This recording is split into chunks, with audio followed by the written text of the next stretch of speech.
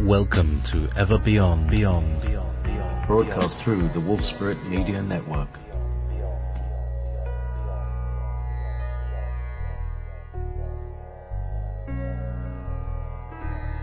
Be prepared to leave your belief systems behind as we go beyond teachers, beyond gurus, beyond duality, ever beyond.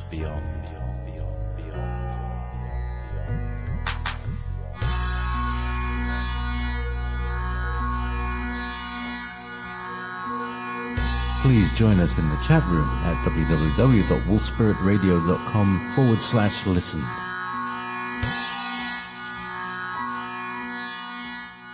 You're listening to Wolf Spirit Radio. Yes, indeed. It is 30th of April, 2017, 11 p.m. UK time, and God knows what time in Hawaii, and somewhere in the Midwest, and everywhere on this spinning blue-green globe. Welcome. Thank you to everybody for hanging on. We've had some issues with our server, with our streaming server, and I think I've got it calmed down now. It was going a bit haywire in the last couple of hours, but hopefully everything should be nice and calm and stable for the next 2 hours, because I hope this is going to be a very, very special conversation. I'm pretty certain it will be. My current two guests are Michael Lee Hill and Sheldon Ray Bird. Both of them sounds great. It's like, great jazz names. So, let's first of all, Michael, would you like to, now, the idea of, the show is about, 432, the tuning, I've been talking about this for years, right? So, and every so often I like to have a kind of roundup of what people are into and how they're working with it. And I've seen over the last couple of years, Michael, on your Facebook, I've been watching it, and you have been making some things, you've been saying some stuff, and you've been putting some great pictures and images on. And I've never actually heard you play, but the way you stand, you probably play really well. So,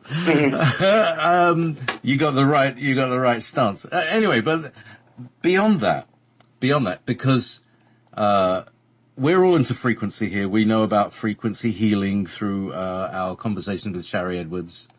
We've had, various conversations about 432 in the past, including the going all the way back to Pythagoras and the mathematical relationships of it.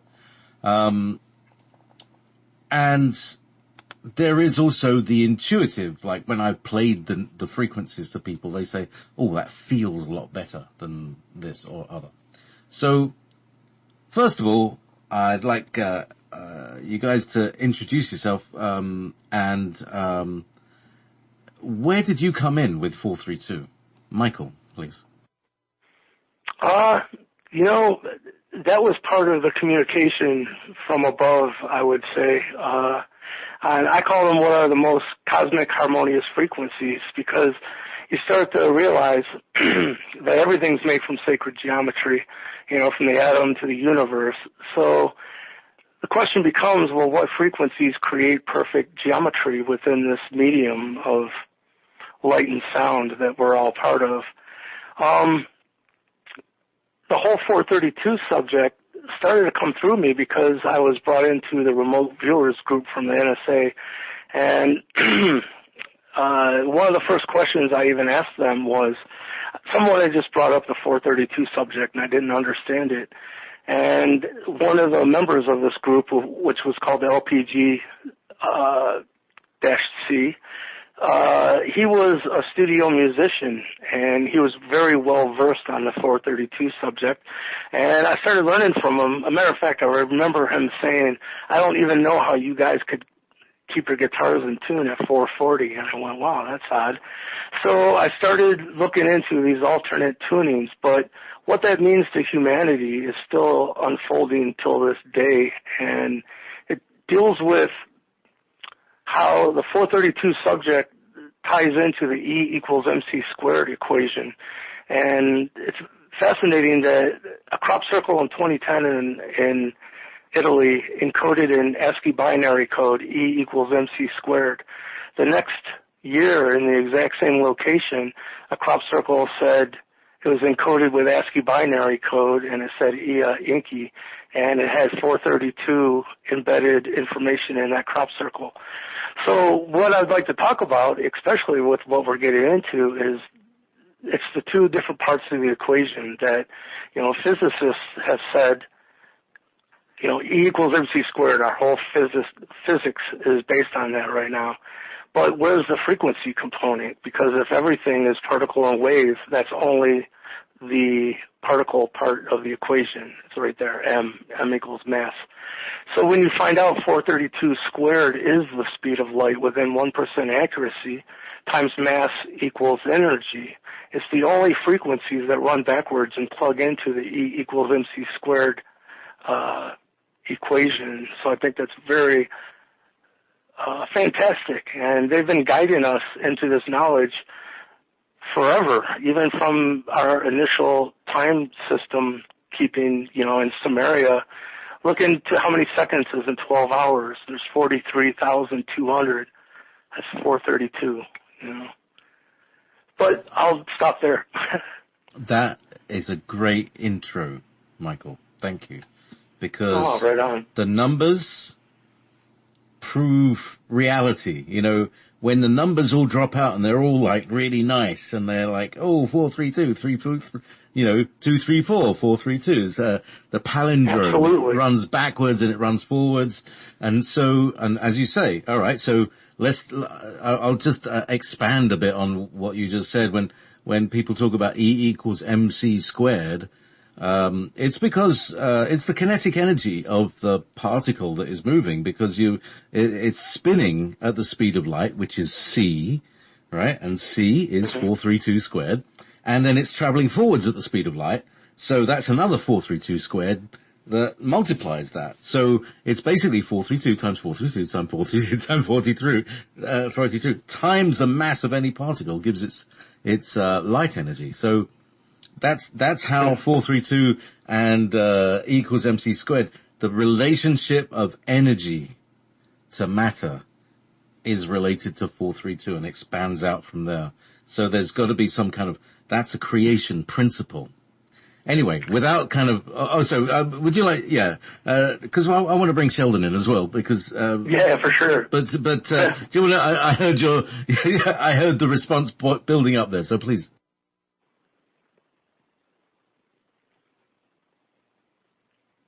Michael, if you wanted to respond to that?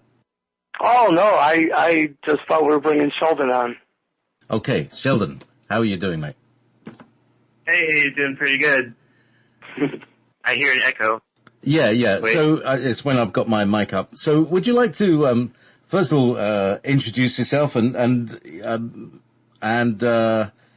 where you come in on this, and what were your, discoveries and feelings when you heard about 432 and oh, wow. Okay.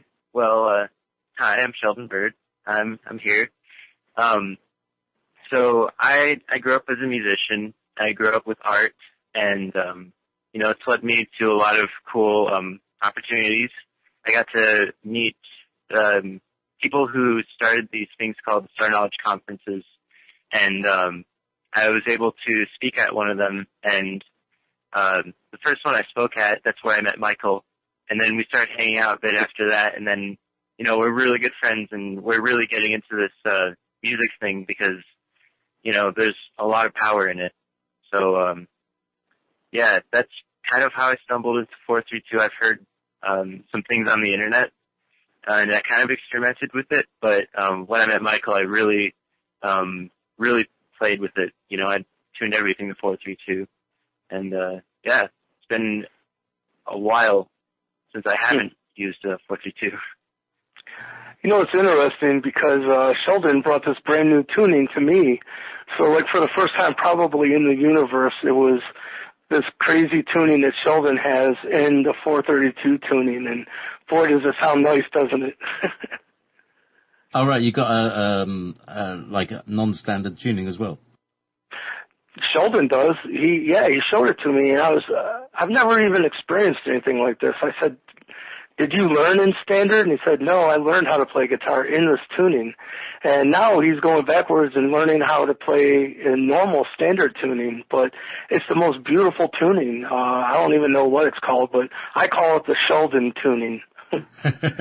Well, is this one of these magic things? So, Sheldon, who taught you this tuning? Well, I just stumbled on it. We're talking about a guitar, standard tuning on the guitar. It's E, A, D, G, B, E, but I learned how to play in drop D. I learned some things. I used to play metal just by myself. I didn't join any bands, but so like I was tuning my guitar, and every note was off. It was down one note, every single one. So I tuned it to drop D, but when I got to the G, it was down one note. So it was like this major sounding. So it's D, A, D, F sharp, D, E. And that's the guitar tuning that I learned to play in. And it works really well when your A is tuned to 432 because it just feels nice. Like you could just strum it without playing anything for like an hour. Yes, indeed. Yeah. So that sounds so it's sort of like an open D kind of thing. Interesting. So yeah, but it's open D down in four, which is already sort of nearly a half a step down. So your strings are going to be vibrating a lot more. They're going to be swinging around quite a lot more because they're a lot slacker, aren't they? Yeah. Yeah, it'd be nice to develop some 432 guitars, they're able to handle that, Well, what's interesting is, I have, various guitars that are slightly old, not slightly old, but slightly crap. But, cause old guitars are good. There's no good guitar. But anyway, but what it is, it's got a very bendy neck and, so heavy gauge string. I can't use heavy gauge strings. And I find that tuning it to 432 also gives it it relaxes the neck a little bit. And with all the instruments, they're a little less uptight. It's a strange thing. Do you find that, Michael? Yeah, I mean, the cool thing is with all this, I'm glad you brought it up because I think I just encountered and just released an endorsement deal with I think is the pristine 432 guitar, and that is Emerald Guitars out of Ireland. They make acoustic instruments out of carbon composite. And because of this, any time an acoustic instrument has been made from forever, there's all this bracing that happens inside the guitar. And it's just part of, the build. But if you think about it, any bracing cuts down on resonance of anything. Well, for the first time, these carbon composite guitars, this guy worked for NASA, I do believe, and started using this technology to make guitars. And it doesn't have any bracing. So the guitar resonates unlike anything I've ever experienced. And not only that, it's got a really beautiful, cutting-edge pickup system built into it where it has a microphone that's placed inside of the guitar, and then it has a piezo pickup under the bridge, so you can get both of those and mix to any detail, in between those two sounds that you want. But that tune to 432 is a match made in heaven, and I'm looking forward to creating this new album with Sheldon, which we'll get into, and I'm going to be doing 432 acoustic healing shows around town here as well. All right. So guitar is very important. It is. I've got one of those. It's not an Ovation. It's the cheap knockoff. Not. It's the cheaper end of the Ovation with the round fiberglass back. Right on. And it's not an. I can't even remember what it is. Anyway, Epiphone. It's Anyway, so applause. Yeah, I think it's an applause. That's right. You're right. Yeah. However, like you're saying, it's got no struts in it, and it is a big resonant chamber. And I use this on the radio. Everybody hears it. I mean, it really. I've realized I've been listening to. I never listen to my recordings because I just make them all the time on the radio. But it's actually much. Even if it's the mic's away from my voice, the mic's sort of pointed to my voice. The guitar still comes right over the top of it. It's a really so. People, I think, if they hear what my guitar sounds like, if they've been listening to the other shows, so they'll know that this will be the carbon. Oh, I'm just in love with the sound of the idea. Does it have a wooden top, or is it a carbon back and a wooden top? Mine is totally carbon. The actual guitar, the body and the neck are one piece, which is interesting. But they do make a model where they'll put a beautiful, quilted maple or, flame maple top on it if that's what you want. But through mine, it looks really cool because it's a carbon composite, and you can actually see these like steel rods underneath this, red finish. It looks really beautiful. And plus, the sound hole is not in the front of the guitar. It kind of comes up and hits you right in the face, which is really cool because you can hear what you're doing. I think I've seen it. It's got this funny little port. It's like a little vent, like a jet port that pokes the, like you say, pokes the sound right in your face. Right when I go down to the those low notes, they really they resonate unlike anything I've ever heard. And holding the guitar and playing in 432, you can feel it in your body differently. And maybe that's it. We'll open healing centers where we just play our guitars on people.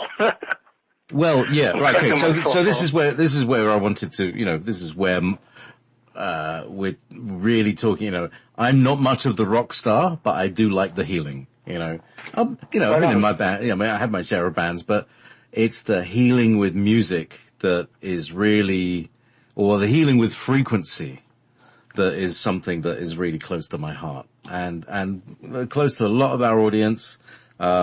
We get it. How healing can affect, how sound can affect healing. Why didn't you tell people about those pendants that you've made? The ones with the Chladni figure on it. It's an art form that I learned, and they were originally called Pleiadian healing discs. And the idea was to put some kind of sacred geometry image in between quartz crystal glass, and then it was wrapped in copper. And the idea of like pyramid power or certain geometry having certain innate subtle energy would be brought into the crystal and not be able to leave because of the copper. And then when you actually physically touch it and hold it, you kind of connect the circuit, and you can work with chi, or prana, bring through healing energy, or it's a nice paperweight, whatever you want to do with it.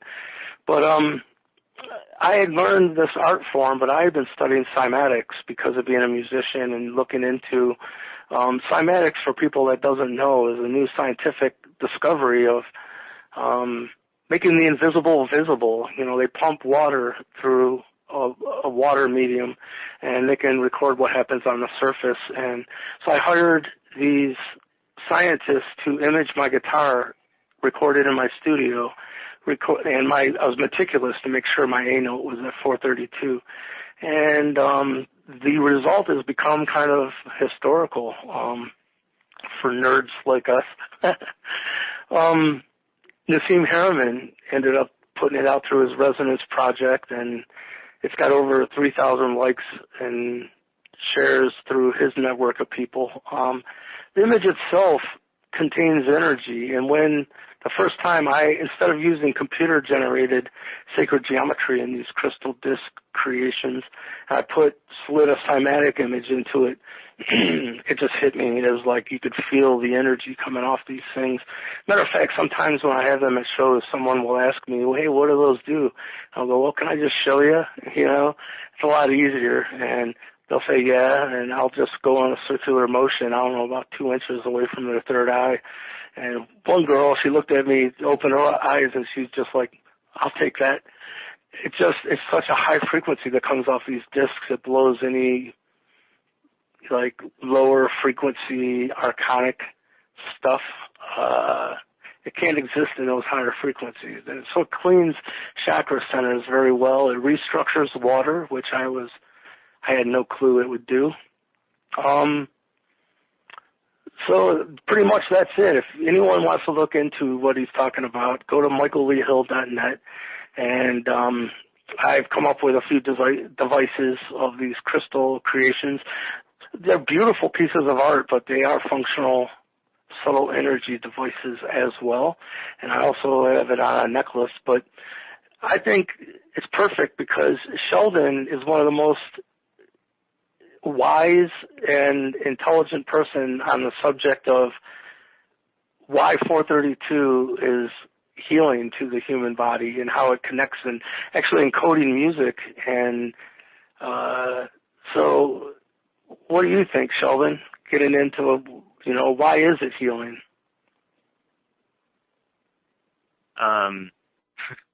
Big question, but okay, I'll do my best. So like sometimes the first time you hear a song, let's say you're at a wedding and you hear a certain song, and then a year later you hear the same song and you're like, oh, I remember that wedding. That's the first time I heard it. So like music has you travel to the time or any other time that you listen to it. And so in a way it's like a form of time travel, like your conscious time travel. So like 432 hertz, that tone itself, I believe, is the earliest song we've ever heard as beings, because that's really fundamental. So like when we see it, we, track stars, when they were in the Olympics, they connected them to these machines and they told them to remember, what it was like to run their event. And, their brain fired off the very same things. Their muscles did very similar things. And they relived that energy of that time. So when we hear music that's like ancient, when it's like, referencing all these cultures that we don't belong to now, but we did in the past, that brings back that energy into our present moment. And so therefore we were all light beings. We were all like one creation when we heard that 432 note. And so the more we hear it, the more we get more of that light body memory back in us. Do this straight from source. Lovely. Very nice. Yeah, because if those frequencies are truly frequencies of light, and light creates everything, you would have to think the human body and our cells would just rejoice to be in it and to see it and recognize it again.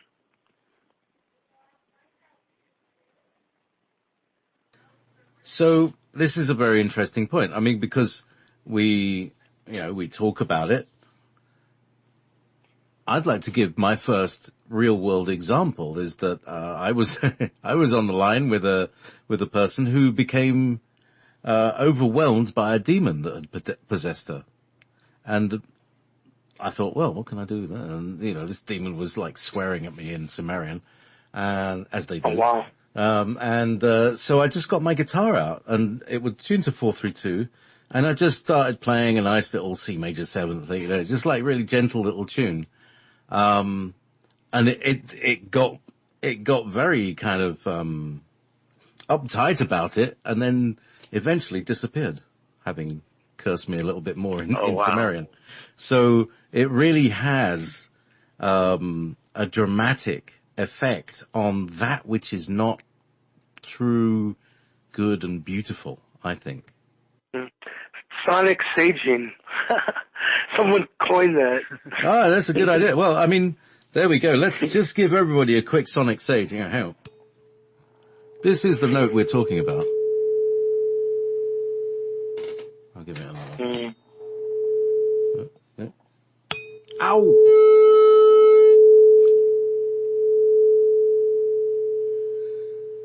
So that's 432 cycles, and it's... My jam. I'm sorry? That's my jam. That's your jam. That's your jam, and it's your donut. Go ahead. That's one cool thing is the album that me and Sheldon are working on has a droning Tibetan singing bowl through every song on the album. It kind of ties everything together. It's going to be amazing. Ah, so they're modal. Yeah. Superb. So, I wonder, do you have do you have a YouTube with some of your music on it in 432, either of you? Sheldon has a ton. I have a little bit. Most of my stuff was recorded before I knew a 432, but there's a few newer things. My YouTube is called Frozen Hill. Frozen Hill. Look, I'll check that out, and in the break at the top of the hour, I'll put one of your tunes on so that people can hear what you're talking about. That's absolutely... Well, you know what? Google one that says Michael Lee Hill and 432, because I do have one that says Tibetan Bowl Experiment, I think is something like that. So cool, but Sheldon's got tons as well, and his music is pretty mind-blowing, as I think you already know. Maybe we should play both. Oh, they're Frozen Hill. There we go. So yeah, most of my music's on SoundCloud. SoundCloud.com/Sheldon-Ray-Bird. Bird is the word. It certainly is. All right. You two keep talking to the people, and I'll go searching. All right? Be back in a minute. All right. We're supposed to keep talking. Hey, Sheldon. Yeah. Well, first of all, hey, I just wanted to say thank you to JP and all the crew and all the listeners. You guys are really dope, and I'm a big fan of everything that's been coming out of this channel, out of this show. So, yeah, I'm really glad to be a part of it. Right on, me too, and thank you for having me. It's a privilege and an honor. Well, yeah, likewise. And I got some tracks here. So you're golden United States, is that right? What's that? Sheldon, is the track's called Angel Bass, Wind Stealing Leaves? Oh yeah. That's from my EP that I released last month or something. There we go. I might play Angel Bass. I like the sound of that. So yeah. Great, yeah. So yeah. Well, where were we? Using it in a healing context. Have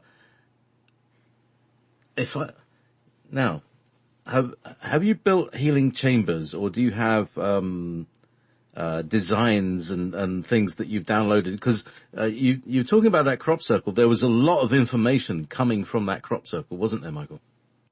Oh, absolutely. Well, first of all, I'm talking about the ES Space Inky, and I'll tell you why this was a very important crop circle to me.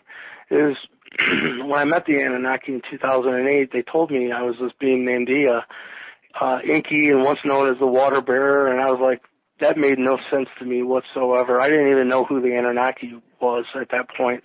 There was no Ancient Aliens on TV, so I was just stumped. And so once I returned home and had communication through telepathy, through meditation, and I think you know what I'm talking about, I asked them, I said, listen, prove it to me. If you are who you say you are, I'm a student of the crop circle subject, and I will notice, put the name Inky into a crop circle. And my second thought was, what a silly request, you know, could you imagine a crop circle with Inky written in cursive? But then the next thought was, well, you'll figure it out, do something cool, figure it out, you know. Then I got really cocky, and I said, and encode it with something only I would be able to decode. And I said, make it so, and that was the end of it.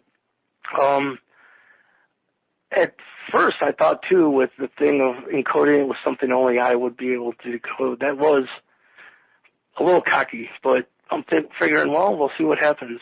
Well, nothing happened for 2 years, but in 2011, Sure enough, a crop circle comes into Italy, and anyone can look at this. Just go to YouTube and type in Inky crop circle. And encoded in ASCII binary code into the crop circle was the name Ia space Inky. It's exactly what I asked them. Encode the name Inky, Ia, into a crop circle. That would be my sign, confirmation that they were who they said that they were, and I was who they said I was. But what had happened was I had made a 7-disc set, these crystal disc creations, and I had tracked down the cymatic correct image for every note tuned properly, with the A being tuned to 432.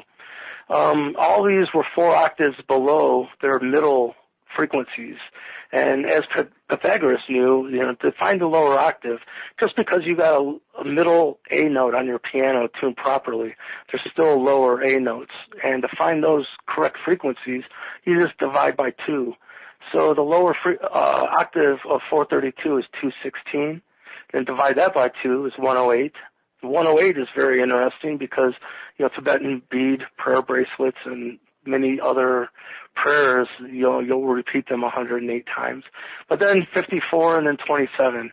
The reason this is important is when you put a 27 hertz pulse 4 octaves below 432 through a cymatic device, this is scientific equipment, it creates a perfect 7-pointed star. The Inky crop circle was based on a 7-pointed star. So what had happened is when I created this disc of cymatic images tuned properly of the musical scale, I got to A, and I'm looking at it, I'm going, why does this look so familiar to me? And I didn't even think that just a half hour previously I had made one of those discs, and I put the Inky crop circle in the crystal just as an experiment, just to mess around to see what it looked like. And so I'm sitting there and I'm thinking, why does this look so familiar? And my higher self is like, just relax, sit back, it'll come. Well, nothing came. And after about 10 minutes, I said, well, I don't know. And I kind of just let it go, and I looked over, and the first thing I seen was that Inky crop circle. And I seen a 7-pointed star in the middle of it. And, man, tears just flowed. It was revelation, because what I find out is that 7-pointed star is 432-based information, and it's very strange. Like the 7-pointed star is the Cherokee symbol for their tribe, for their nation. And Bear Cloud said once we understood as a species that the 7-pointed star can reproduce itself mathematically and fractally, both forwards and backwards, mankind would enter a new time of unlimited free energy in a golden age. And, here's the thing, how the 432 subject ties into the Anunnaki and the Native American Indians, and why me and Sheldon are together right now representing the Native American Indian side of this, is what you find is these mound sites like Cahokia and Newark, Ohio, they're encoding octaves of 432 right into their dimensions and layouts of these mound sites. For instance, one wall will be 1,080 feet long. Another wall will be 2,160 feet long. Well, those are 216 and 108. They're octaves of 432. So you start to realize they've been trying to guide us into this knowledge of what frequencies lead to unlimited free energy for a long time. And I think it should take some fear out of people's minds when they start. There's so much fear going on right now about the Anunnaki and kind of throwing them under the proverbial bus. But if they meant us harm the way people think, why are they been trying to guide mankind into higher realms? So, the 7 points, I just like that there was a lot of data in that. Yes. The 7-pointed star has a relationship to 432, plus yes. the Salagi Nation and their star ancestry as well. What do they regard their star ancestry as? They know they're from the Anunnaki. That's the thing, is me and Sheldon have become friends with many of the elders and many of the grandmothers, and they know they could never share it because they'd be slaughtered not too long ago. But they know they're the mound builder bloodline on this planet is the true Nephilim bloodline, which is the Anunnaki human hybrids here on this planet. And what's going to be revealed in the very near future is we are the Atlanteans. And lots about to be revealed. It's really, really interesting. But when you find out, like, the Babylonian world map that sits in a museum right now is a 7-pointed star. It's pretty mind-blowing. That's interesting as well. Because I've been a student of the 7 rays for many years, and so 7 features a lot. Obviously, as a musician, there's 7s all over the place, and where we're, so essentially, as a musician, you speak the language of 7, don't you? As it pertains to 432, yes, and time signature-wise, I'm more fluent sometimes in 7/4 than I am in 4/4. And I don't even realize it's 7/4 until I try to work out a drum part for it or work out, and I go, oh, wait a minute, that's not even 4/4. I'm very comfortable and almost more natural in the 7/4 time signature. Now, I don't know if that's related or not, but you do have to go count to 7 and come back on a 1, so I guess it's related. Well, yeah, if anybody wants to know what that sounds like, Money by Pink Floyd, this strange ding ding ding dong, and then you think it's going to go on to the next beat, but it's not. It starts again. So it's a very rolling, it's a beat with momentum, a rhythm with momentum. So, so there's also the issue, it's all frequency, and also tempo is frequency.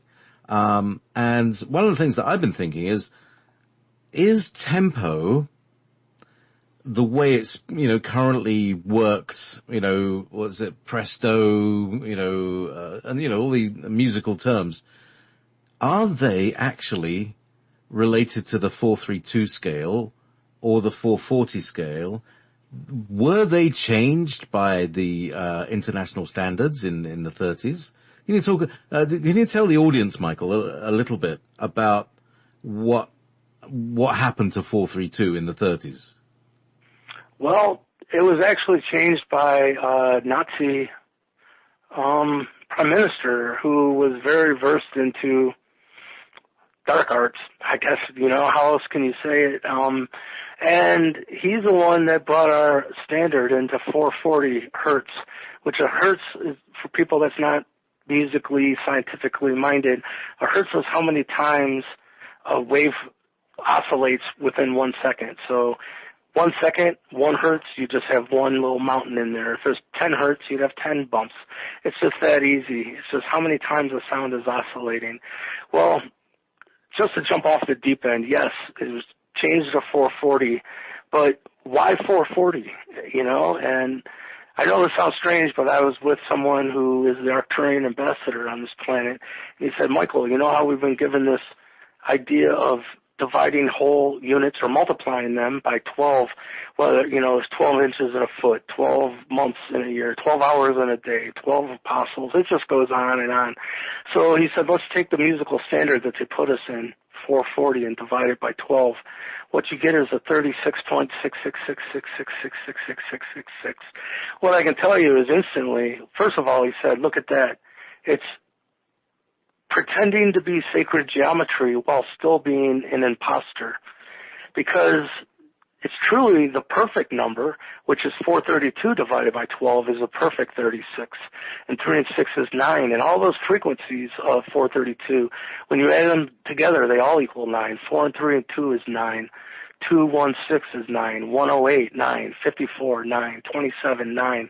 36, 36 and 9.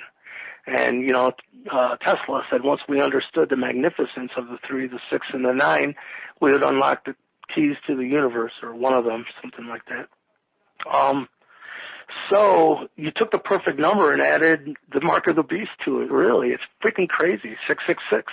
And if he would have made it 439 or 441, it wouldn't have done it.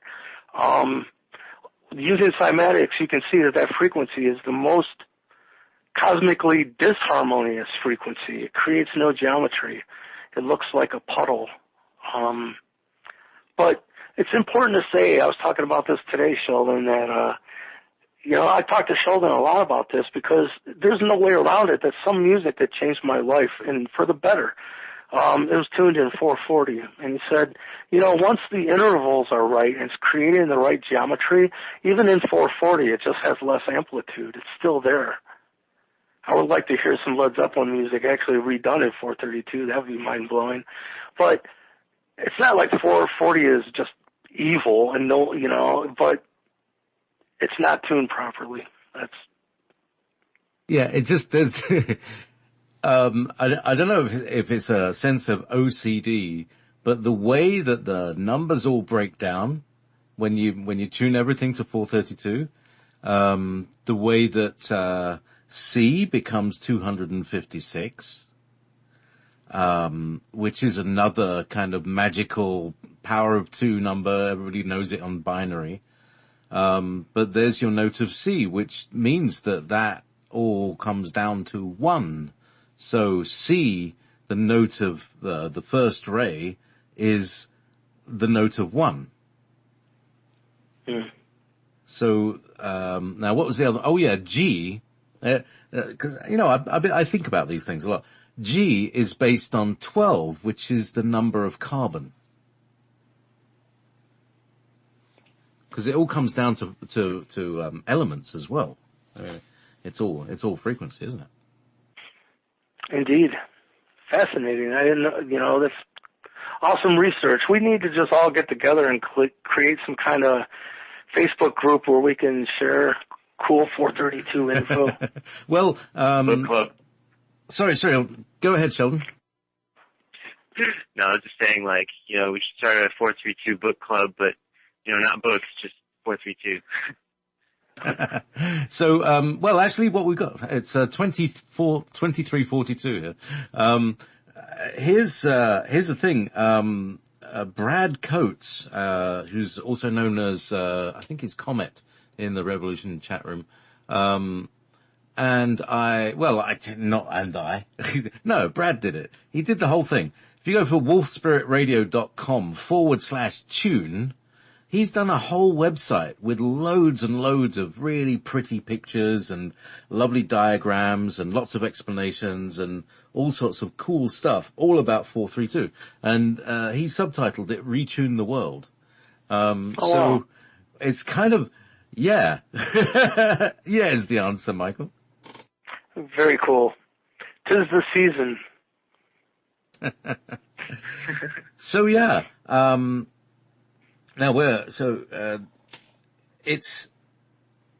how about some healing stories? Have you got some 432 stories? How 432 changed? How did 432 actually change your life, Michael, by the way? Well, it's actually brought a lot of healing to me. What I started to do is physically take water and put it into my Tibetan singing bowl, which I know it's tuned to 432. By the way, the monks, they don't have any tuning reference. They do it by intuition, and it's perfect on 432. That's interesting, huh? But I'll put a little tiny bit of water in it, and then I get the bowl to sing, and it's just infusing the water with the frequency. And when I get done getting it to sing for a couple of minutes, I'll drink it.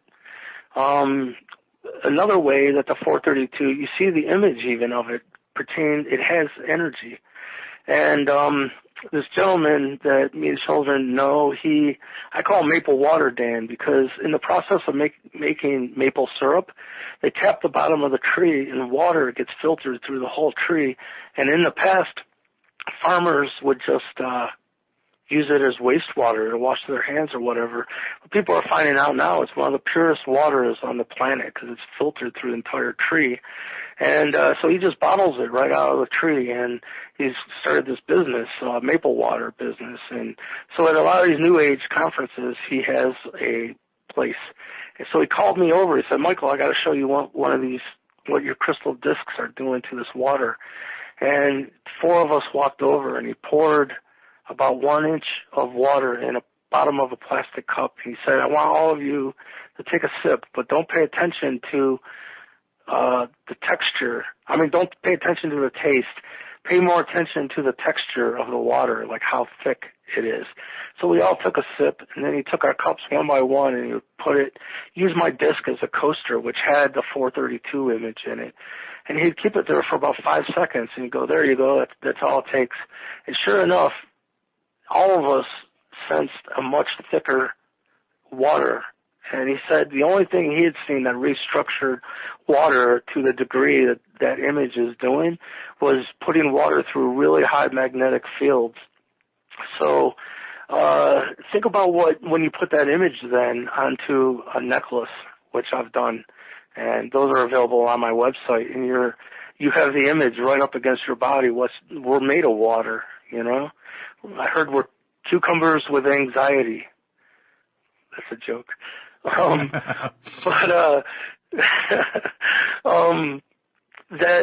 necklace, the 432 necklace, I've seen Sheldon, every time he'd take a drink of water, he would take that necklace and put his glass of water on it. It restructures water. So there's a lot of healing modalities that can happen by starting to use these frequencies. And Sheldon, you had an invention with what do you call it? Perpetual motion, creating frequency to clean environmental areas, large areas.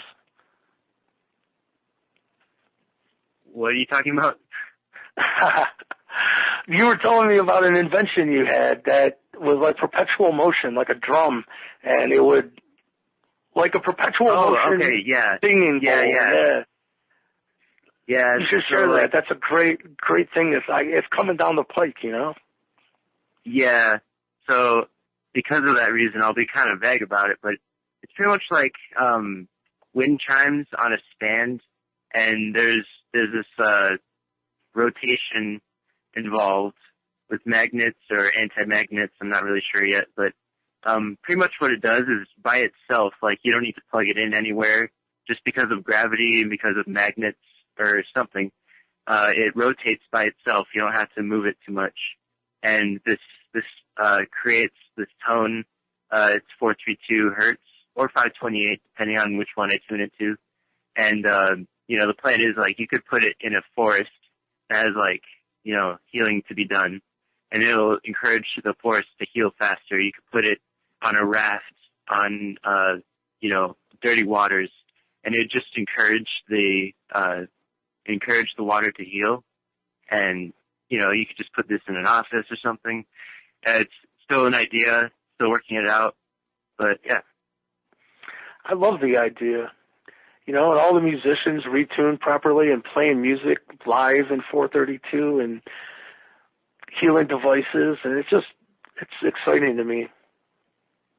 Well, I have to say, all the compositions that I've used as theme tunes on Wolf Spirit Radio, that I've made myself have been in 432 because it's so easy to tune Reason to do so. Perfect. And so everybody gets a good burst of 432 when they hear things on Wolf Spirit. And I think, well, I hope that it literally sets the tone. Because that's we're really into the healing aspect of things. We're not here to be revolutionary, but evolutionary, I think. Perfect. So yes, so you got all these. There's all these things that you could talk about, but tell me a little bit more now. See, because we don't really know. There's been all this talk, like, who are the Anunnaki? Now, in fact, if I remember correctly, that was Kerry Cassidy's first kind of quest. Who are the Anunnaki? This is when she first started Project Camelot. And we've heard about Nephilim, we've heard about hybrids and giants. How does everything relate, Michael? Well,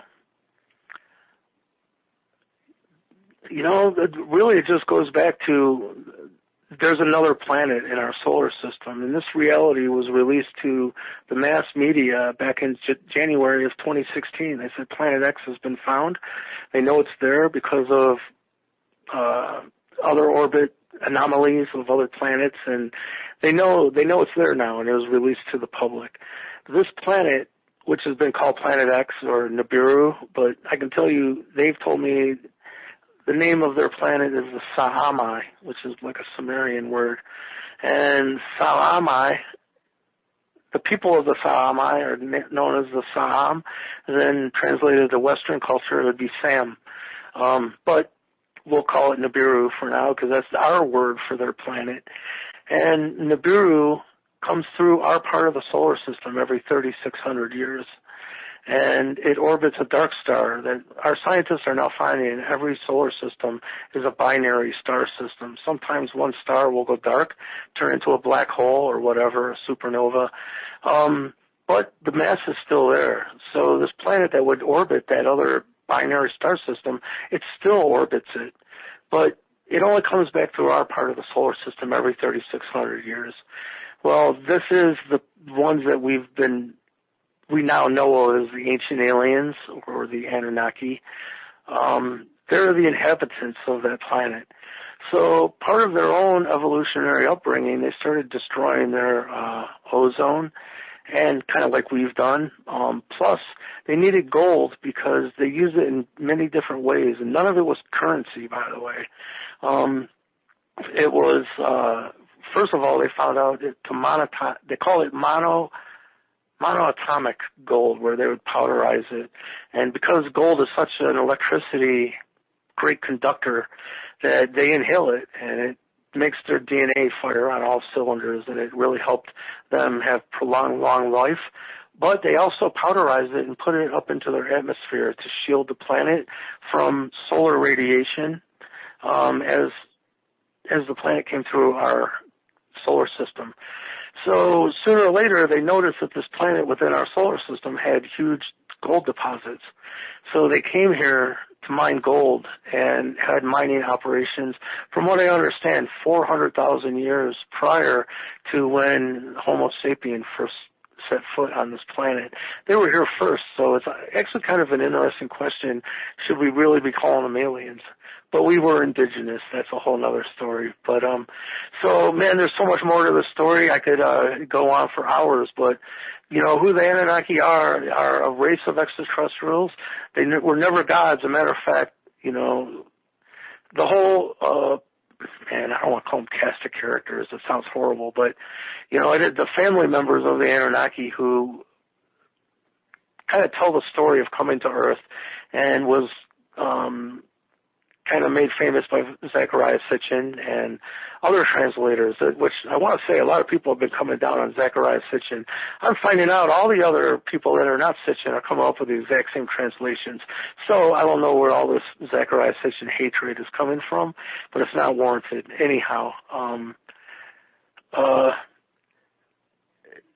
Anu was the king of that world, and he had his firstborn son. His name was Ea, and why this is important is Anu's spouse was not Anunnaki. She was Pleiadian. And so there's brand new blood that came through Anunnaki family tree. So a lot of people still to this day think the Anunnaki are one bloodline. They don't realize there's absolutely two separate bloodlines that flow through the Anunnaki family tree, and that is the side of Ea, which is half Pleiadian and half Syrian or Anunnaki.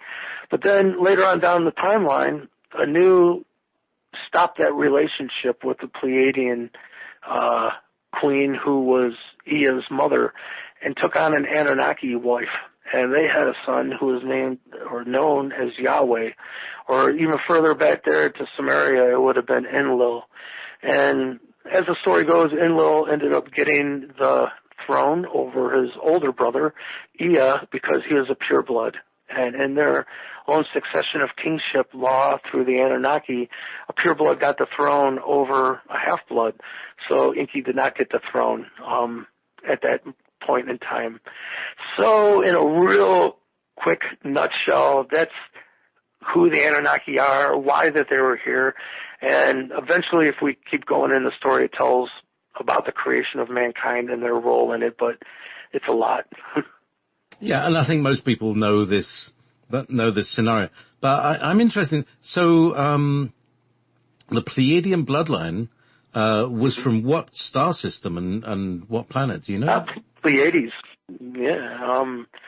Seven Sisters, what you find out in the Anunnaki story even, it's the embryo that was genetically modified to become Homo sapien was actually taken in by 7 Anunnaki females, and they took those embryos to term and birthed the first 7 of mankind. So the 7 Sisters are the Pleiades, and it's totally tied into this. And you find out that Pleiades does mean it gets into different names of Inky, but pretty much Pleiades means those of Inky's bloodline, pretty much. They have been known as the wing makers. Sheldon is an expert on this whole subject because he's actually more of a contactee with the Pleiadian side. I'm more of a contactee with the Anunnaki and Pleiadian side, but I'm learning much of the Pleiadian culture through Sheldon himself because of his contact and his wisdom. Well, why not at the top of this hour, which is now, let's play. And I love the sound. I love the sound of this, the title of this track. So let's see how it sounds. Let's play Angel Bass by Sheldon Bird. Perfect. Angel Bass there by Sheldon Bird. Cool stuff, Sheldon. Very nice. And that was in 432. Thank you. Yes, that was 432. I'm not sure if I hit the A note. I forgot what key that's in, but yeah, everything's tuned to the right intervals. Fabulousness. And, yeah, so do you want to tell us a little bit about your latest, album and then we move on? My link to what? Is this your latest release, Soul Traveler? Oh, yes. Yeah, this is my latest EP. It's a compilation of songs that I've just been making on my downtime, but that means it's my therapy, and so it's healing, and I just wanted to share with people. It's 7 tracks. There's 7 again, 7 tracks. They're all tuned to 432, and they each represent a different time of the day. How do people get hold of it? How can people buy it from you so you can live to eat a bread sandwich? Well, I'm still figuring that out because there's like copyright issues. I used some samples that, I didn't even really think about legal stuff. So I need to figure that out. I have some friends who know how to do that. Right. In that case, give it away and ask for donations. Yeah, on my Facebook, facebook.com/sheldon.bird.7777. That's my page, and you could message me, and I can help you out because I'm still getting all my stuff situated. My computer recently got hit, and I'm not able to use my internet right now, so still figuring that out.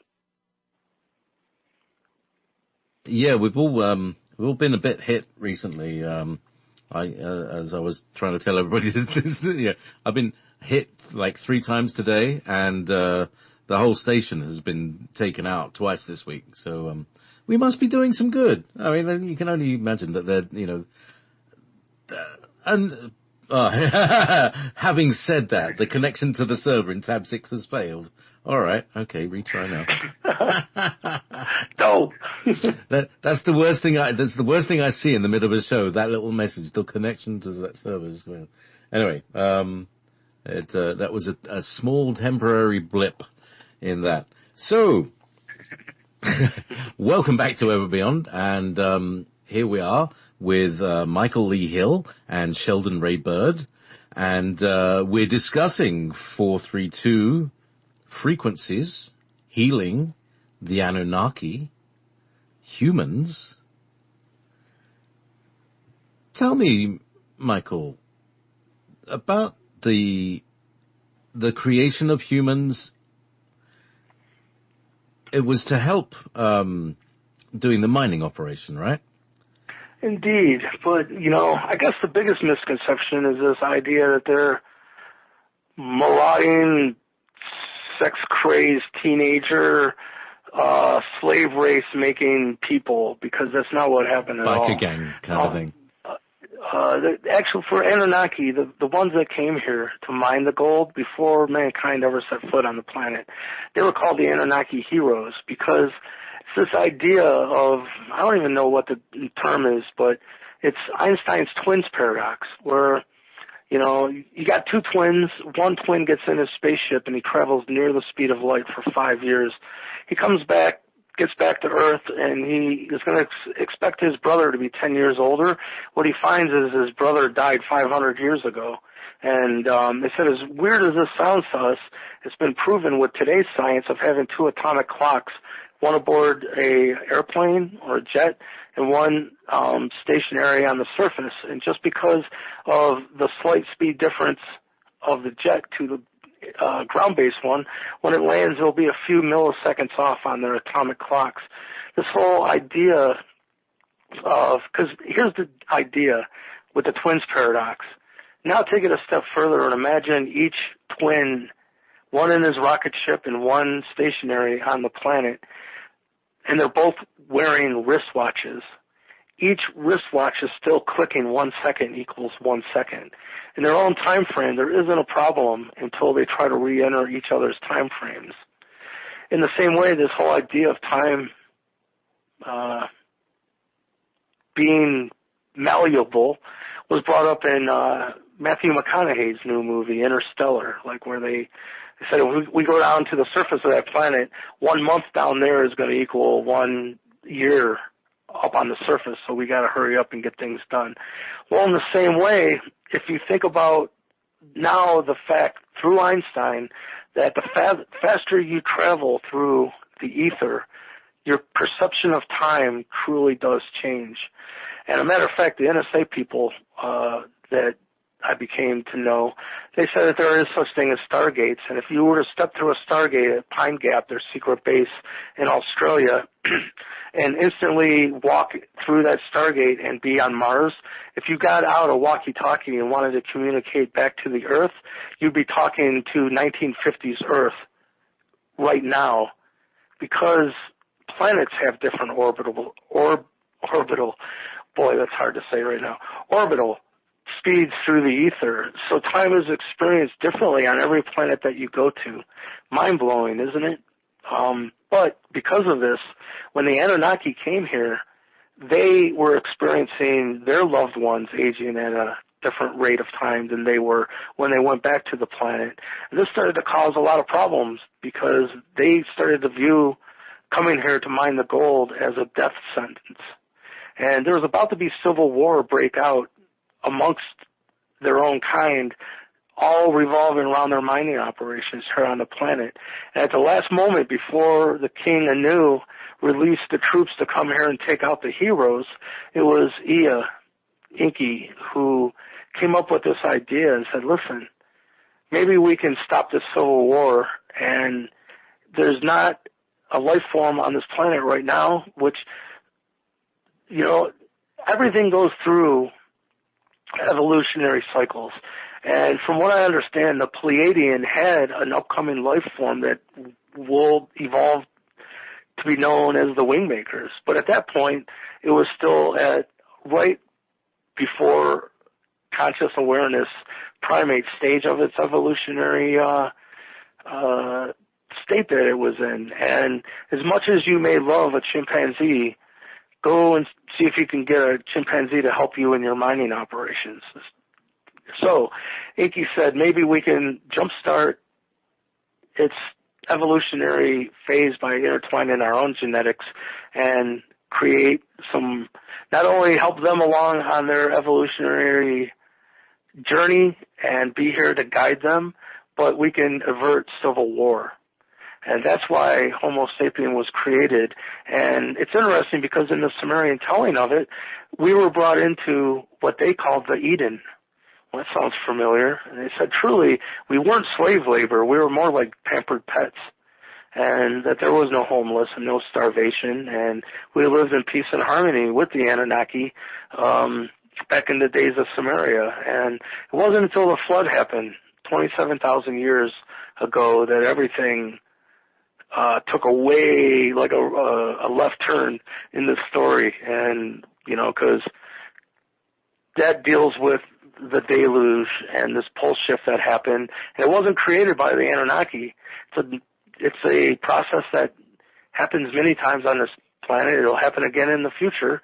The crust slips. It's just part of this planet's cyclical evolution that it goes through. And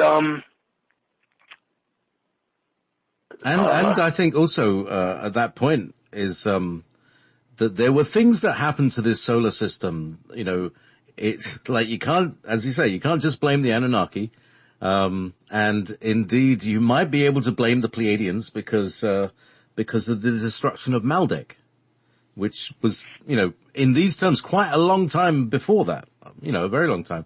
And that was the creation of the asteroid belt and the deluge and, you know, the water that is hanging around in the solar system that makes this thing, that makes this place quite edgy to be on.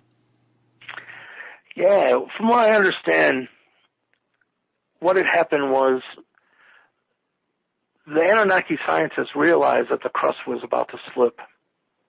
And as this whole story unfolds, it was Enlil who had the throne, and he didn't look favorably upon the experiment of Homo sapien anyhow, and he never thought that mankind would evolve to the point of reclaiming their I am and stepping up in their own sovereignty and not give their power away to illusionary outside sources. And so he said, well, it must be God's will. This isn't our doing, you know.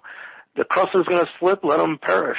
And again, this is a misconception because I've heard a lot of researchers say that they feel the Anunnaki caused the flood. And everything I know, that's not the case. This is a cyclical thing. Like I said, happened many times in the past, and it will happen again in the future. But Enki was tasked with going out to the ocean by his brother and said, well, if they're going to perish anyhow, and it's God's will, why sustain any energy into food sustenance for them? Why don't we take the fish and make sure it gets back to Nibiru? And so he went out to do that, and he couldn't find himself to do it. He looked at mankind as family, and it was his own genetics and own DNA that was through the human genome now. So instead of doing what his brother said, which was disobeying the council, by the way, this will be important in the future. There's no doubt that, you know, it was the decision to let mankind perish and not to let mankind know, and why create panic, but start removing the food sustenance. That was the plan. Enki totally did the opposite, didn't remove the fish, and went to his mother's side instead. Went to the Pleiadians and said, isn't there anything that can be done? My race is going to let this beautiful race that has so much potential just perish.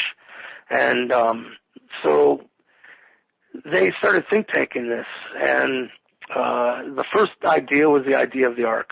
And it was said that this representative, his name was Galzu, he was of the Pleiadians, and he was considered an ambassador of all that is.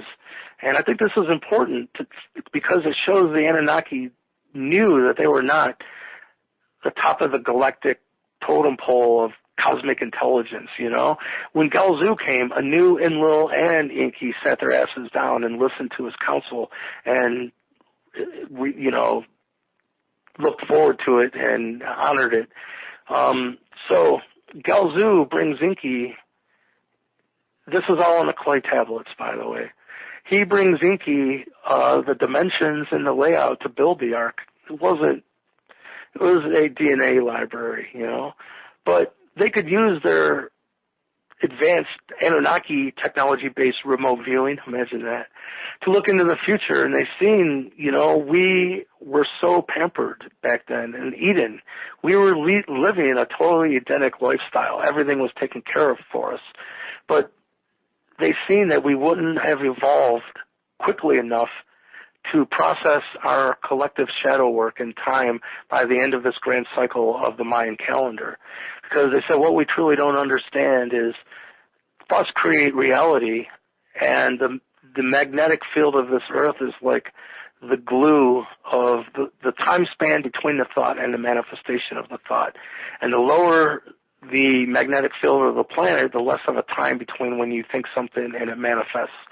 So if you haven't done your collective shadow work, and there's a lot of darkness and fear and doubt and bullshit in your belief system, and you come into a time where your thoughts are manifesting instantly and you don't have any time to change your mind, if you haven't done your spiritual homework, it's not going to end real well. And for all intent purposes, mankind was not going to be able to go through its collective shadow work, and we would have self-imploded and destroyed ourselves with nuclear weapons. So the elders from the Pleiadian side, so why do this experiment then of yours, Inky, for the Ark, if they're not gonna make it anyhow? So they think tanked it again. They said, what if we made mankind experience its own mental energy in an accelerated fashion, both light and dark, unbiasedly? Whatever you put out, you get back magnified, multifold. And they said, well, shit, that's never even been tried. That's really interesting, but there's no way we're going to allow you to do that to an upcoming race and make them experience their own mental energy in hopes, because they understand thoughts have an electromagnetic reality, and that, well, fear-based thought forms have a waveform. There's truly its frequency, and it's energy, and energy can't be created or destroyed. So how do you transmute a negative thought form? Well, you live it, and it comes up in your own personal reality. And if you can choose love over fear, it transmute those energies. So they kind of broke off into two camps. One would look at the mass consciousness and see if someone vibrated fear. Then they'd come in and make sure you got a chance to experience your own dark thought form in hopes you'll change it. It's truly in service to mankind, but you can see if you're a human that has a lot of fear and doubt, and you've chosen to misuse your power over your fellow brother and sister, and you come before a multidimensional being whose spiritual role it is to make you experience your own mental energy, you're going to go demon, because this being is making you experience all your darker shit. But I call them team bad cop, and they're real, Well, not anymore. That's a whole other subject. But things have changed. But there's a light side. There's a team good cop, and they come, and their job was to whisper in our ears keys of things that would turn us into the higher realms of truth of light and sound, and how physical creation works, and mathematics and music. And so these two sides for a very long time have been amplifying human mental energy. And they told me, though, this whole experiment ended the second we entered the age of Aquarius. We would have either made it or we wouldn't have. And they did tell me we have made it, and in their own words, we have earned the right to be treated as equals. So, boy, that was a ramble. That was fantastic. That was absolutely brilliant. Because... But it gets into the creation of the Nephilim. Yeah.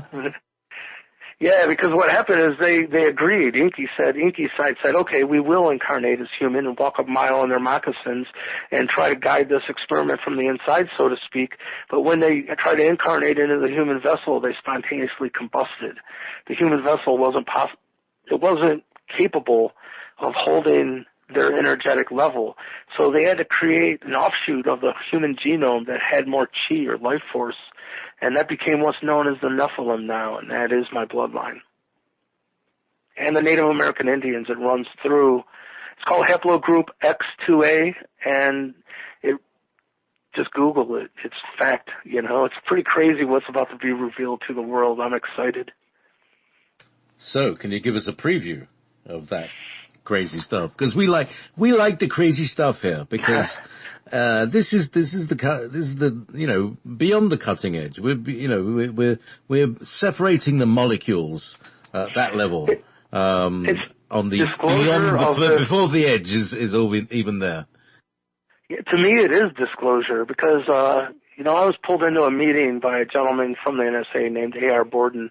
They wanted to discuss with me. There's some people from the elite. I don't even know who they were, but they wanted to discuss how first contact can unfold. And there was a lot of worry about fundamentalist religion on the planet and how they would respond, and a lot of worry. And I said, well, why don't we, I think, just regardless, let's start by announcing the reality of this intelligence in Earth's past first.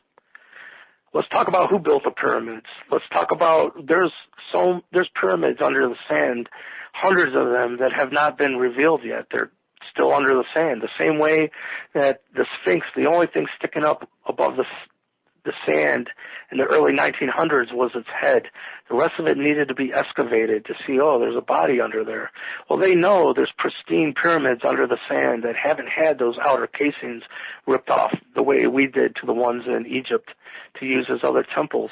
We've never, as a human race, seen a pyramid in its pristine state with an outside coating of granite marble that was to the tolerance of a mirror, and from miles away it would reflect sunlight like a mirror, and you could see it from that far away. There's no doubt. And Carmen Bolter, who is the lady who did the pyramid code, she knows using new ground-penetrating radar, they found huge complexes under the labyrinth site in Egypt, and 60 feet below the sand there's a complex that sprawls over acres, and she said some of the bigger rooms are the size of grocery stores, and some of the smaller rooms are the size of Olympic swimming pools. She said just to walk the corridors or the hallways that connect one room to another, if you just took the hallways out and put them end to end, it would be over 1.5 miles of hallway you would have to walk. But they know that these rooms are filled with nothing but gold and artifacts. But at 110 feet, there's a whole other complex, and it mirrors the 60-foot level, but there's no hallway that connects the 60-foot level to the 110-foot level. And she said they've come to, through their research, it was never above ground. It was created underground. And that's about to be revealed to the planet as we speak as well. So someone's going to have a big explanation to explain here, because it's not what we've been taught in our history books. That should alleviate a lot of the fear, because obviously if they meant us harm, we wouldn't be talking right now. But it does flip full circle to their return and first contact and this planet becoming a galactic society, which we're right on the verge of. And it'll happen through the Native American Indians being, for the world to acknowledge the civil rights issues that's been implemented against the Native American Indians, who are the true Nephilim bloodline. You know, it's fucking crazy. Excuse my language. I'm sorry. Okay. It all ties together with the return of the Anunnaki, meeting many extraterrestrial races, the revealing of Earth's true hidden history, and it's combining who the Anunnaki are to humanity. And they said, from here forward, we're moving into the next golden age, and the age of Aquarius, who are the true Nephilim bloodline. You know, it's fucking crazy. Excuse my language. I'm sorry. Okay. Dude, I'm not talking. It all ties together with the return of the Anunnaki, meeting many extraterrestrial races. Dude, that was crazy. Are you there? Sorry, I got a radio loop there. That was a bit strange. Dude, that was really crazy. All of a sudden I heard my own voice. I was like, oh no, I've slipped dimensions. Yeah, I think maybe we did a bit of a time shift there, but, no, I come all over peculiar. So meanwhile, what was the last thing you were saying? Just how it ties into the Native American Indians, and you know what all this is? It's the true unfolding of the Native American rainbow warrior prophecy.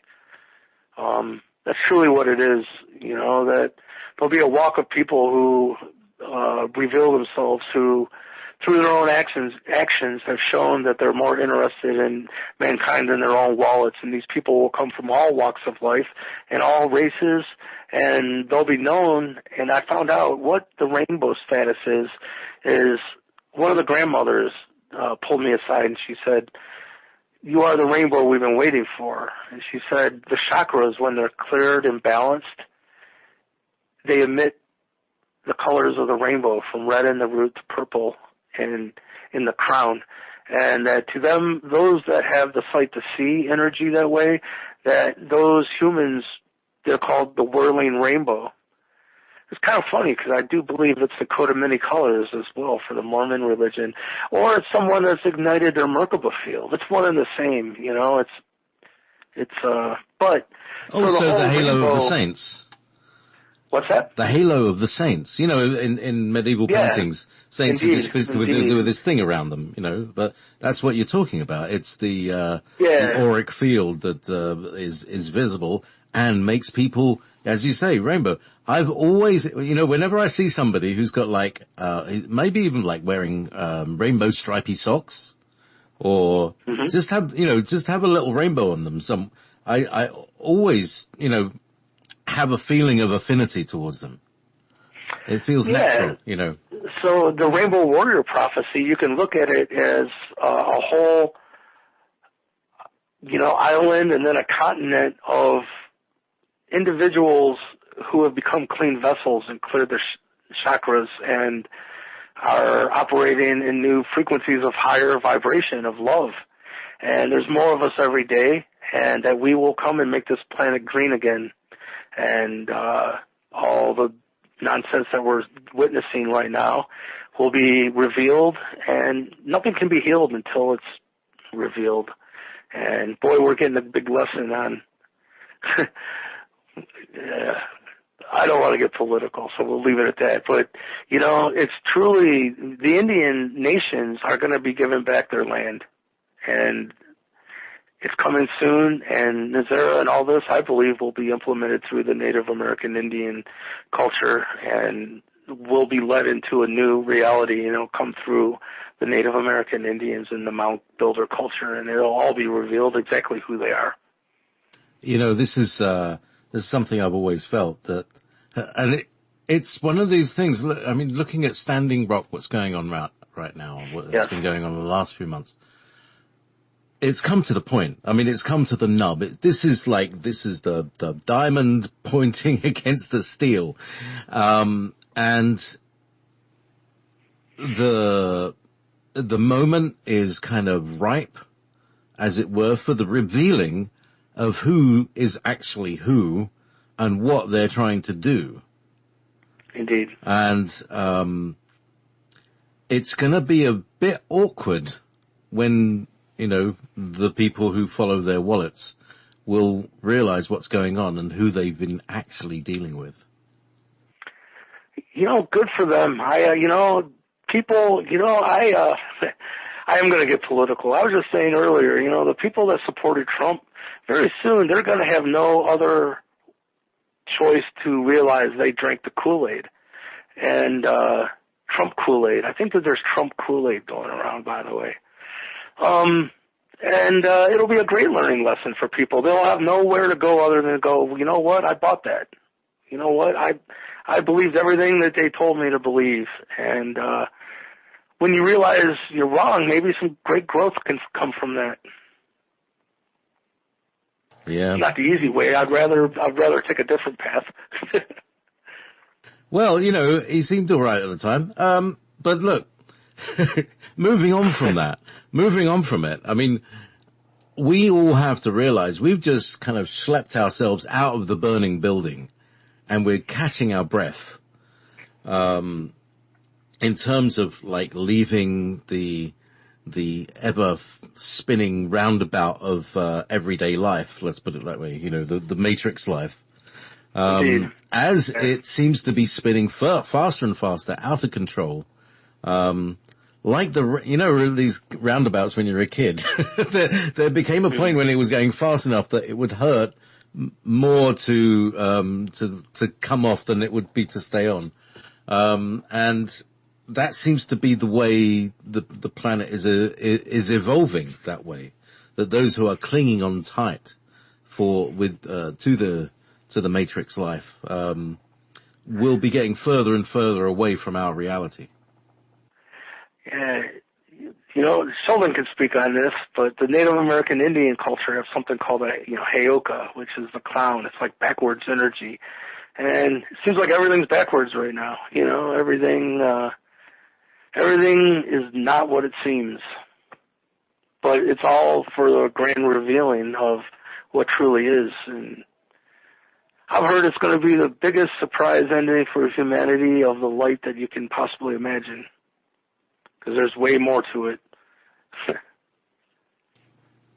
There's more to it, but what has already been said in terms of this moment right now?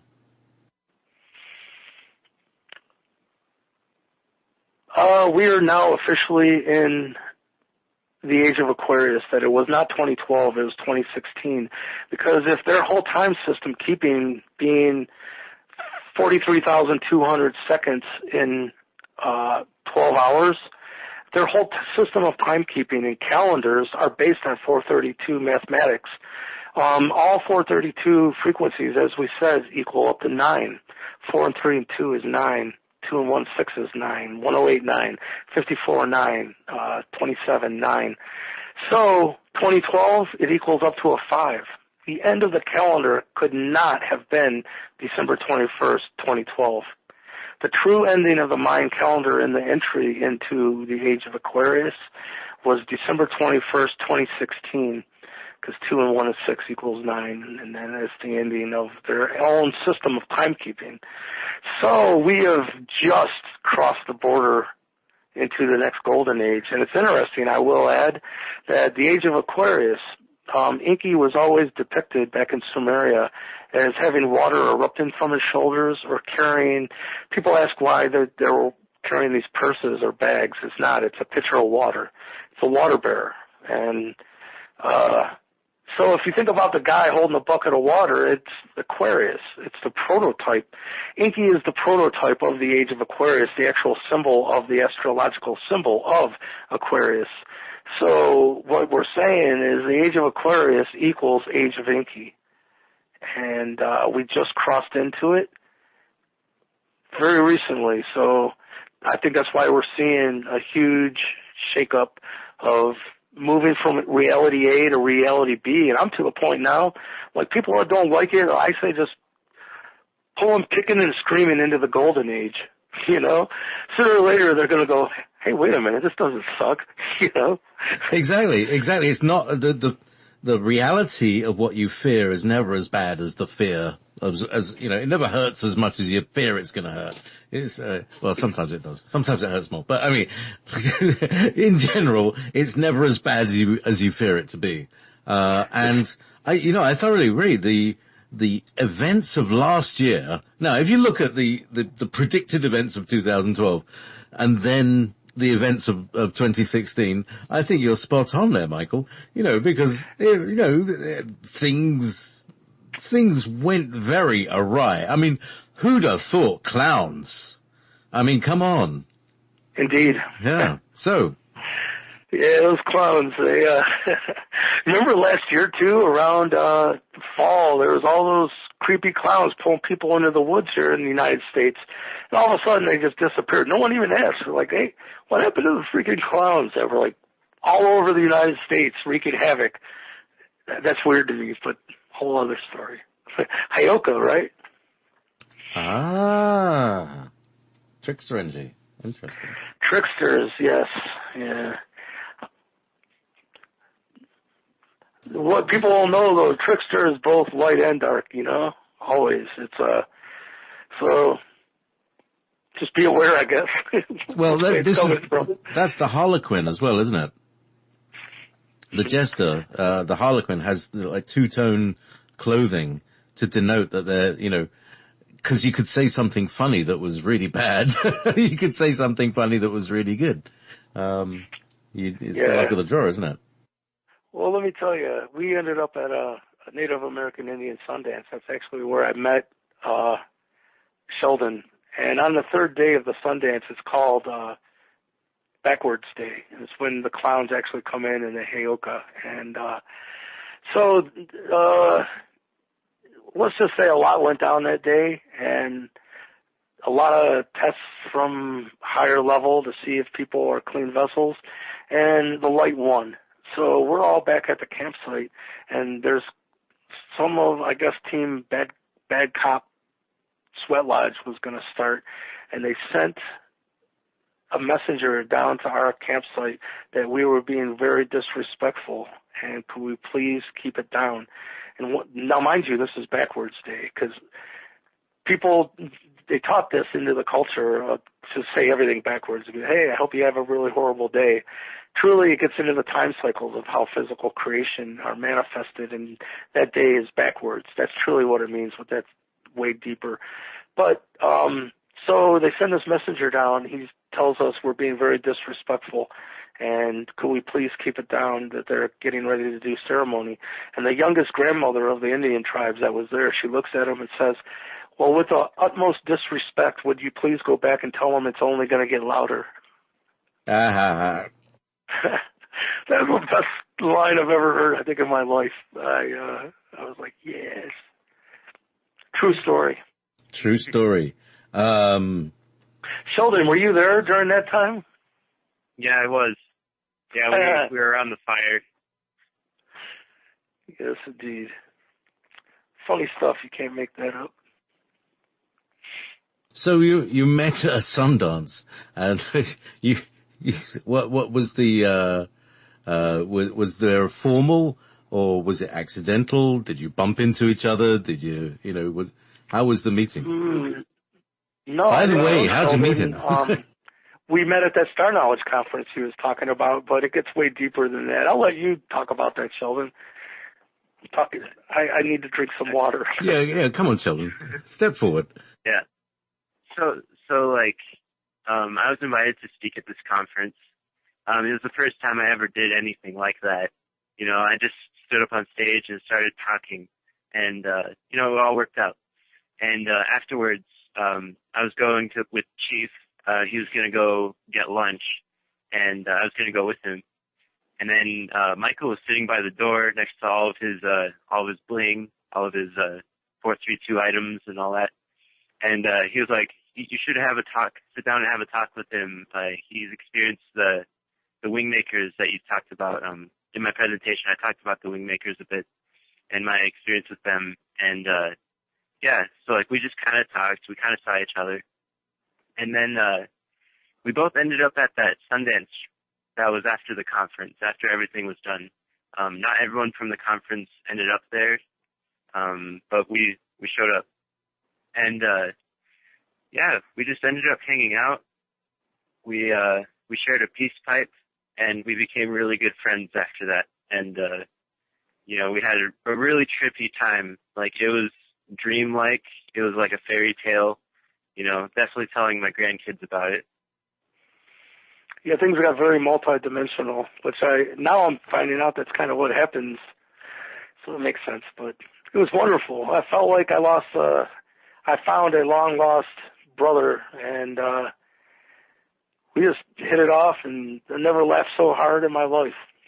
Still been laughing. That's great, and it's lovely. It's a good rapport you have with each other. Do you jam musically? Who plays what? Oh yeah, Sheldon is a mind-blowing musician, and so some of his songs, I've been playing with him and actually like learning some of his songs from him. Like, he's written a song called Wingmaker, and I was very honored he's given me permission to do it on my own. And but it'll be on the album as well with Tim singing. It's such a beautiful song. We've jammed a lot. Sheldon's come up, and I just moved, but at my old place, I was living with a buddy. His name's Al. Yo, Al, if he listens to this. Sheldon came up and stayed with us for what, a week, Sheldon? Yeah, or 8 days. 8 days.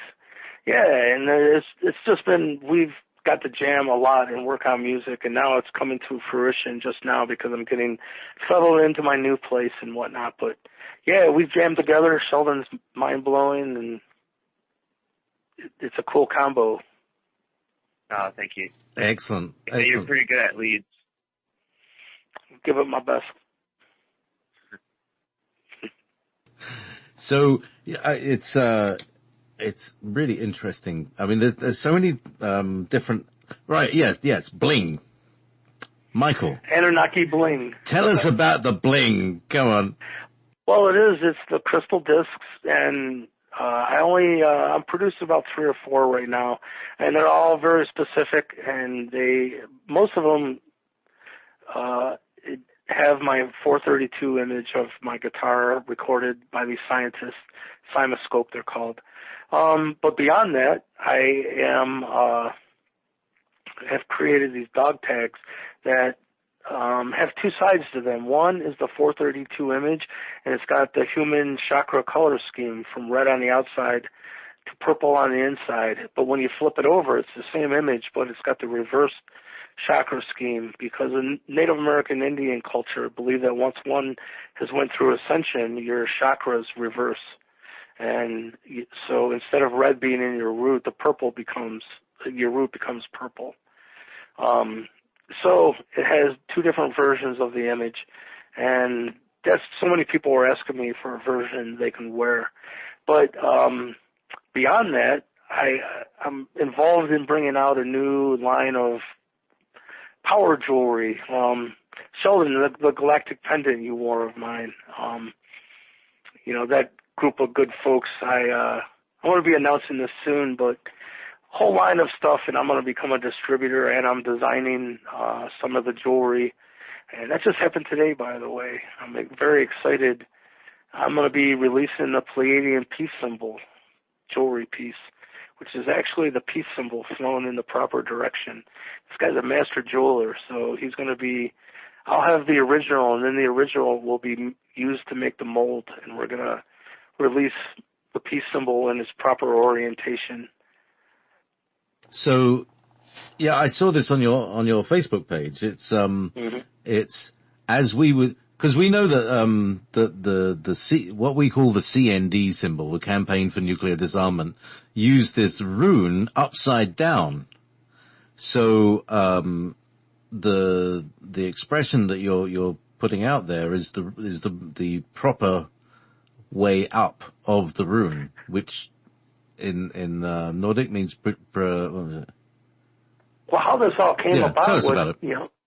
Chief Golden Light Eagle had communicated to me. He said, if the ones bringing the peace movement back in the 60s, they didn't know any better, they flew the symbol upside down. If they would have had it in its proper orientation, it would have changed this world, is what he said. And so I've been thinking about this. I'm like, well, it needs to happen. You know what I mean? This doesn't seem like that difficult of a thing to bring back the peace symbol flown in its proper orientation. It's supposed to be a tree. It's the tree of life, and it should be pointing up and not down. So, just to make a long story short, I'm coming out with a line of jewelry of this jewelry is what the Anunnaki was wearing back in the day. People ask, why were they wearing wristwatches? They're not wristwatches. There's these energy devices, like, for instance, the one I'm wearing right now. If I take a voltmeter and I take the positive and negative probes and I see how much electricity my body's holding in capacitance, I was holding about a half a volt for my whole body. Anyone can test this, by the way, with a voltmeter. But then I took the positive probe and the negative probe and put them under my thumb as I was holding this device. And on this particular model, I went to 1.6 volts. So truly, that's 1.1 volts of unlimited free energy coming from somewhere, and it's amplifying my own chi and my own prana or life force within my body almost 3 times as much as it was normally. And that's what the Anunnaki are wearing on their wrists, and they wear them as a necklace. And David Sarita, he's a famous fellow. He's been on everything. He's the guy that did the case for NASA UFOs. He was inspired through contact with the Anunnaki. It was like a vision that he had, and he was shown the devices, and he came up with a frequency attunement treatment where he's been inspired to know what frequencies to infuse stone and material, and it activates it, so to speak. But that's what this technology is, and I have the necklace right now. There's a bracelet, and that's being made for me right now. I'm really excited about that. And then the actual peace symbol, and he's got a device that I have. It's called the Trinity, and I don't even know what he was enthralled with the Emerald Tablets of Thoth, and he said as he was reading it, he was downloaded this shape that it's kind of like a female version of the Merkaba, whereas all straight lines are male energy. Imagine a total female curved Merkaba.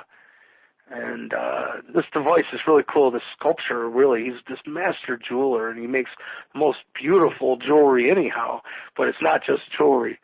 This thing, this in Trinity, when you spin it, like you're going to spin a top or a marble, and you look through it, it creates a Merkaba, Star of David, pyramid up, pyramid down.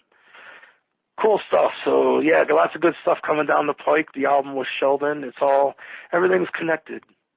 Everything's connected. Is it all kind of just going to launch and explode in one go? Is this the event? That's cool. Is it time to go with the event, Michael? I don't know. You know what? I'm just following my bliss and doing what brings joy into my gizzard. That's a very good approach, actually, rather than plan everything, because you know what happens when you plan stuff. Ha ha ha. It doesn't go real well. I've learned more. Miracles have happened, and it would have never happened if I was the one trying to steer the boat.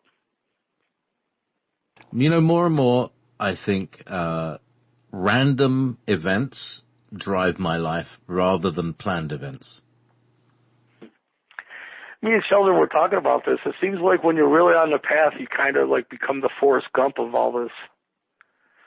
Yeah, kind of a bewildered observer in the life in a life of otherwise apparent chaos that's just rolls and sits into place, and it's like somebody riding a unicycle, juggling and throwing things and catching things from other people. I mean, it's just like, it's insane.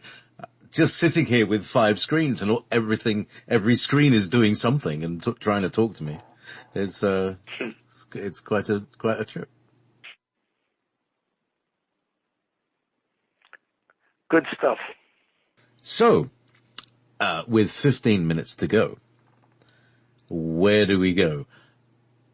I would love to be able to play with my friends with 432. However, my friends play harmonicas. My friends play flutes and pipes, because I'm in Scotland, right? Well, everybody's got their little tin whistle, which of course is bloody impossible to play with, because I'm not going to retune this. Sound real good, is it? Yeah, so. Well, you can tell them Hofner does make harmonicas now that are tuned to 432. They're going to have to buy a brand new harmonica, and that's pretty much all there is to it. But flute players, it's possible. I can tell you, like I asked Chief Colin Light Eagle, I said, where are the Native American Indians flutes tuned to? And he said, some of them are 432. He said, a lot of them are 444. He said, that's the Arcturian frequency. And I can tell you, this is really interesting, because he then said, Michael, what you need to do is see how 444 relates to 528 and 432, and you'll get a big puzzle piece here. And I said, thank you, Chief. And I walked away, and I'm thinking, how the hell am I going to do that, right? But then I started thinking about what I learned from that Arcturian ambassador about, dividing 440 by 12 and dividing 432 by 12. And I thought, well, if 36 times 12 is 432, I wonder what 37 times 12 is. And just the first thing I did was just look at that and check it out. It's 444. I went, holy crap.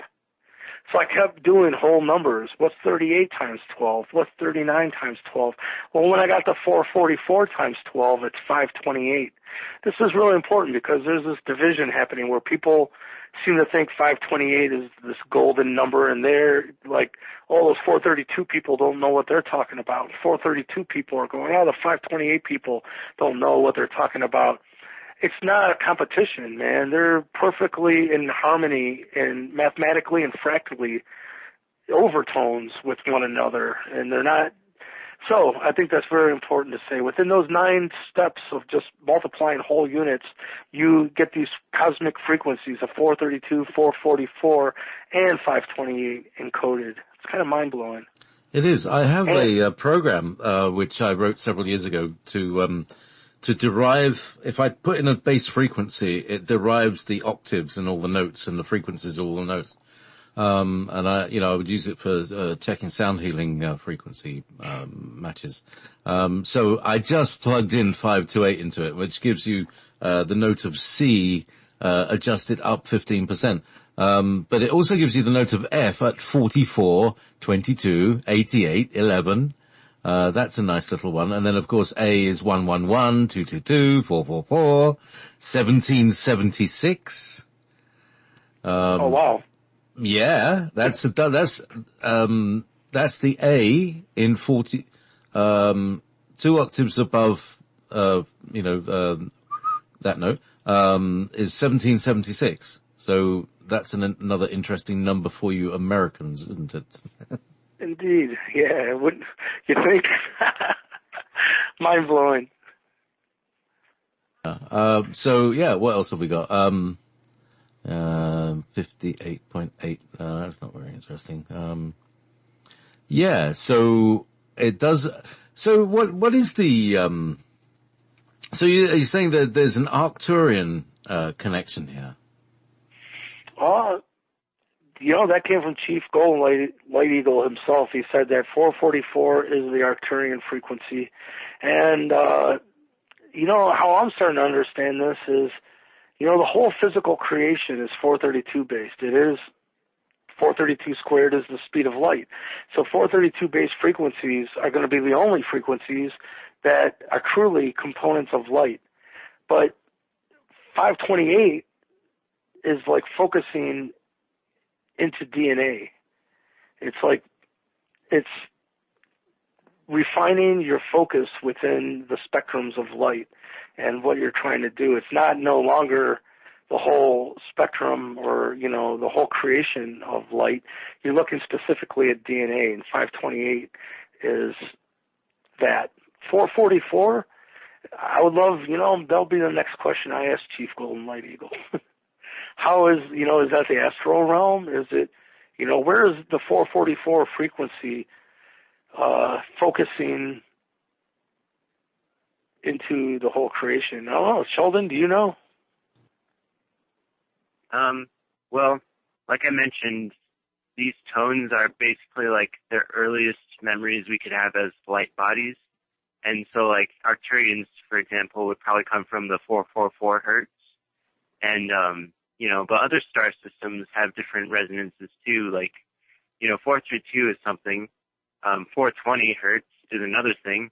A lot of people are going on about 420, like there's probably a good reason for that.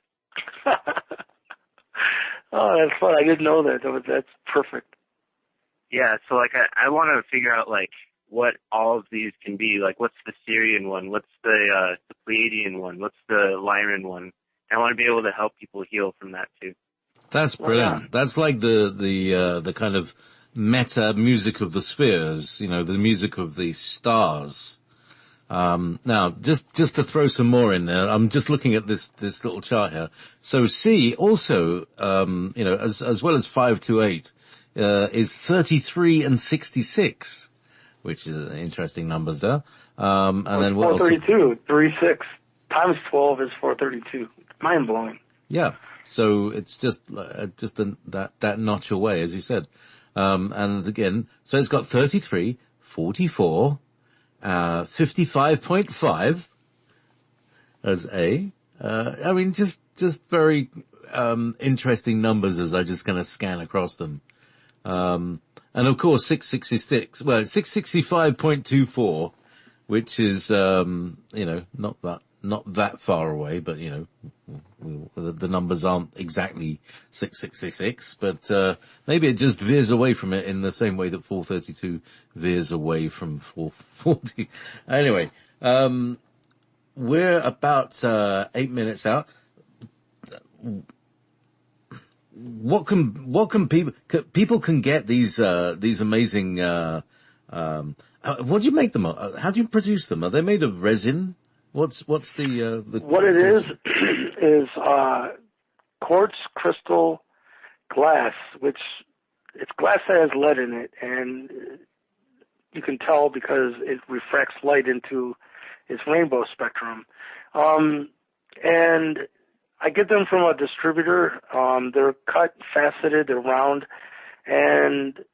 but we use a machine to go and buff the outside edge to make it very nice and smooth, and get that whole outer edge of each piece of this crystal glass buffed. And then it's the whole creation of getting the image inside the disc. 2 pieces of the crystal kind of encase a really high quality transparency. Like, these are being made from images that are 3,000 by 3,000 pixels and about 4 megabytes per image. There's a ton of information, and it's very high quality transparencies.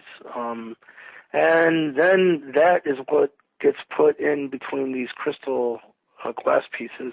Like quartz, is in everything. It's dealing with frequency, your watches and computers, everything, because it's a great conductor of frequency. So the idea is that this image is going to bring in through 432 frequencies through the image alone, because, like we said, we found out it restructures water.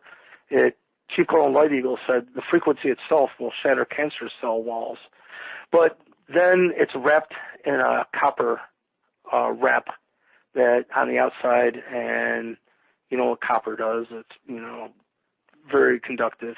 So the whole thing turns into a very powerful, subtle energy device, and people are actually coming up with its uses are probably 1 million uses of it, and I'm getting people contacting me.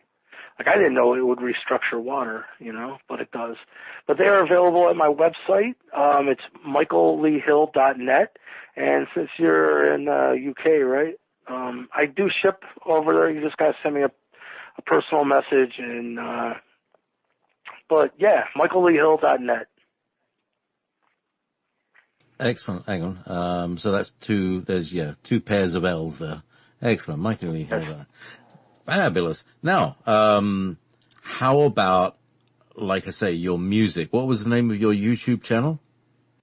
It's Frozen Hill.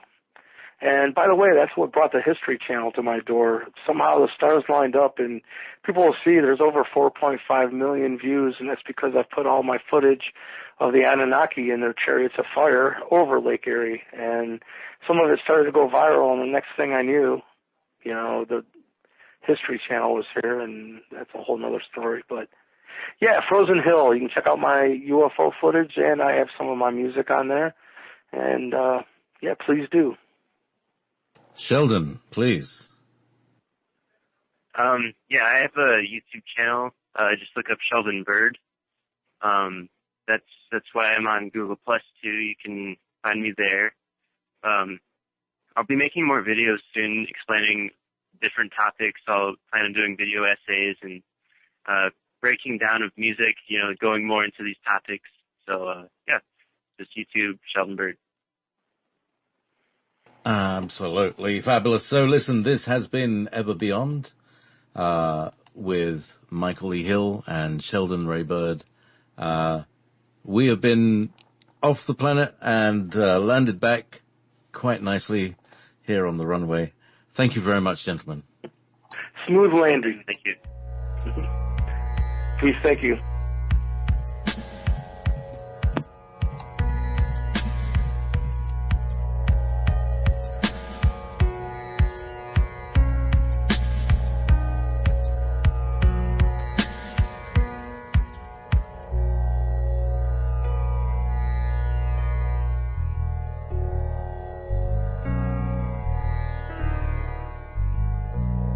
beyond.